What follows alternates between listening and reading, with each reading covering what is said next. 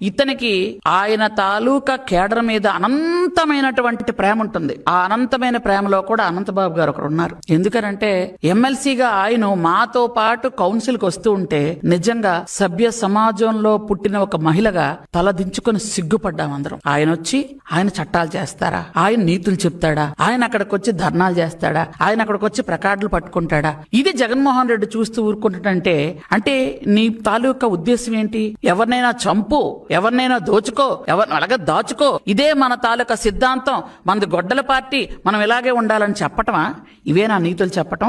ఎంత దారుణం అంటే ఒక మనిషిని తీసుకెళ్లి చంపేసి నీకు ఎంత ధైర్యం ఉంటే తీసుకెళ్లి మళ్ళీ డోర్ డెలివరీ చేస్తావు అంటే అది భరతకంపు కాదా? అది నిజంగా నన్ను ఏమీ చేయలేరన్న నిర్లక్ష్య ధోరణ కాదా? ఒక దళితుడే కదా, ఒక డ్రైవరే కదా, నేను చంపాడు ఇంటి ముందు పడేస్తాను, ఏం చేసుకుంటాడో చేసుకోమనే కదా మీరు సవాల్ ఇస్తున్నట్టు తీసుకెళ్లి పడేస్తారు ఆ డ్రైవర్ ని.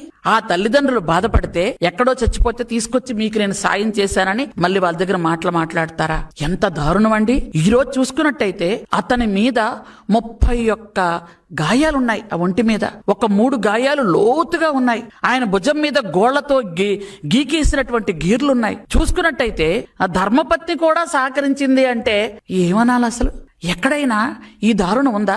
భార్యాభర్తలు కలిపి చంపేస్తారా? చంపేసి తీసుకెళ్లి డోర్లు డెలివరీ పడేస్తారా? పడేసి ఈ రోజు మళ్ళీ తిరిగి ఎవరైనా సాక్షులు చెప్తారు అంటే వాళ్ళని చంపేస్తామంటారా? 3 లక్షల రూపాయలు ఇస్తామని చెప్తారా?